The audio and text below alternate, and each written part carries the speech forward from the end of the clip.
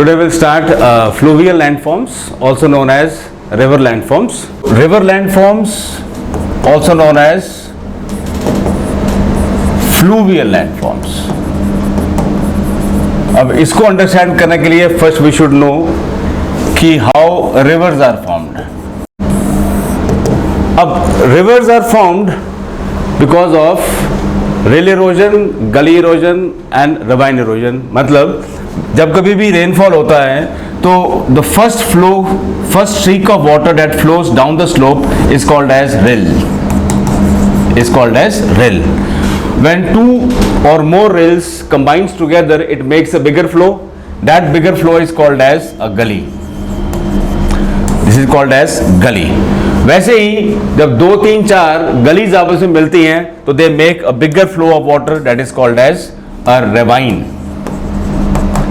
And these ravines further combines to make a small river called as rivulet.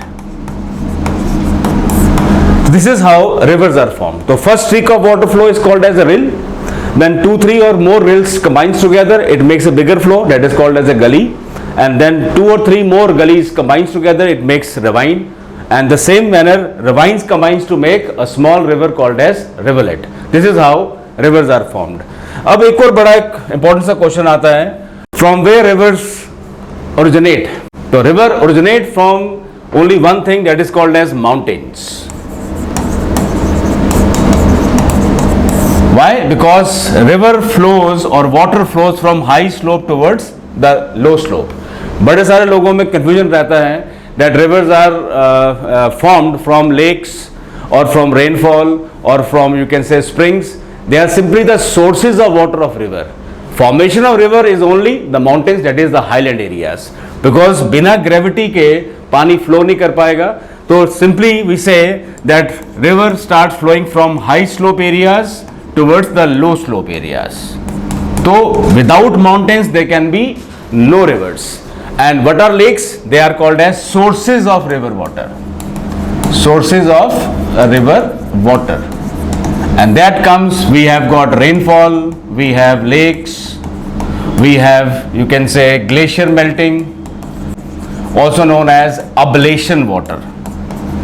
Technical term for glacier melting is called as ablation. And springs. So these are the sources of river water, and origin of river is from the mountains.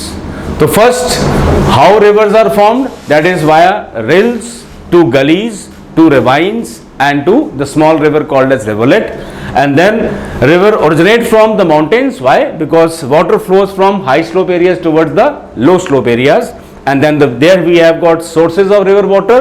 उसके अंदर rainfall, lakes, glacier melting and we have the springs also. ठीक है. Now next we come to the river landforms, also known as fluvial landforms. Now the whole course of river is divided into 3 stages.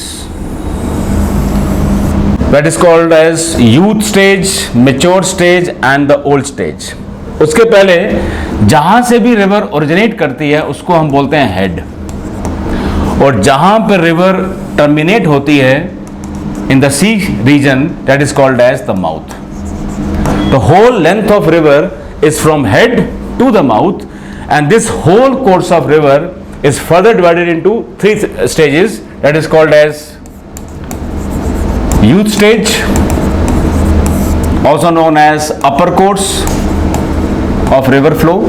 Then we have mature stage, also known as middle course, and then we have old stage, also known as lower course. Now question comes, on what basis these 3 stages of river flow is divided? अब देखें, river के 3 major काम होते हैं. First, transportation of the load. Second is erosion done by the river, and third is the deposition done by the river. अब देखा जाए तो जनरली हम इरोजन और डिपोजिशन की बात करते हैं, हम ट्रांसपोर्टेशन की बात हम नहीं करते. क्यों? जब हम टर्म इरोजन लिखते हैं, erosion can not take place without transportation. तो transportation is part and parcel of erosion. तो मेजर वर्क्स रिवर के दो माने जाते हैं, एक इरोजन और दूसरा डिपोजिशन। क्यों? Transportation is part and parcel of erosion. तो इरोजन और डिपोजिशन ये रिवर के दो काम होते हैं। अब फर्स्ट अपर कोर्स को हम यूथ स्टेज क्यों बोलते हैं? बिकॉज इसमें river is able to perform only the act of erosion and there is near absence of deposition. तो यहां पे डिपोजिशन ना के बराबर होती है, यहां वी कैन से होती ही नहीं है। तो मेजरली यहां पे क्या होती है? इरोजन। अब इरोजन किस पे डिपेंड करती है? फर्स्ट ऑफ ऑल ये डिपेंड करती है हाई फ्लो वेलोसिटी। अब ये फ्लो वेलोसिटी किस पे डिपेंड करता है? The gradient of slope, gradient of slope. अब in the youth stage, that is the mountainous course of river has got high velocity of flow with which it has got high slope gradient. क्यों? Because of high slope gradient with which it has got high erosive capacity. Erosive capacity. तो इस stage के अंदर river majorly erosion करती है और deposition नहीं करती है, इसलिए इसको हम क्या बोलते हैं? Youth stage. अब जैसे ही रिवर अपने माउंटेनियस कोर्स को छोड़कर फुट हिल पे पहुंचेगी, व्हाट विल हैपन हियर? यहां पर सबसे पहले क्या कम होगा? ग्रेडियंट ऑफ स्लोप कम होगा। इसके कम होते ही क्या कम होगा? वेलोसिटी ऑफ फ्लो कम होगा। वेलोसिटी ऑफ फ्लो कम होते ही क्या कम होगा? इरोसिव कैपेसिटी कम होगी।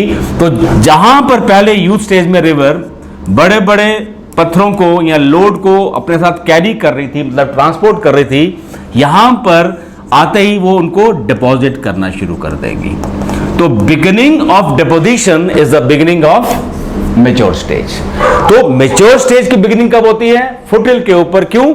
यहां पर रिवर पहली बार डिपोजिशन करती है। तो इस मेच्योर स्टेज के अंदर वी हैव डिपोजिशन और इसके साथ अभी भी इरोजन हो रहा है। तो in the mature stage river performs both these acts, that is deposition as well as erosion. पर जैसे ही रिवर अपने फुल फ्लेज प्लेन एरियाज में एंटर करती है, यहां पर slope gradient is almost flat with which erosive or flow velocity becomes almost negligible, with which erosive capacity is almost negligible. तो इस स्टेज में erosion is almost absent and here river performs majorly the act of deposition. तो इन basis के ऊपर we have youth stage, mature stage and the old stage. Youth stage में क्या है? River performs majorly the act of erosion and near absence of deposition. Mature के अंदर river performs both of these, that is erosion as well as deposition. And in the old stage river performs majorly the act of deposition and erosion is nearly absent. अब जब इन तीनों stages के अंदर river is behaving differently, तो इन तीनों courses के अंदर हमारे पास जो लैंडफॉर्म बनेंगे वो सेम नहीं होंगे, वो अलग अलग होंगे। तो यूथ स्टेज के लैंडफॉर्म्स अलग हैं, मैच्योर के अलग हैं और ओल्ड के अलग हैं।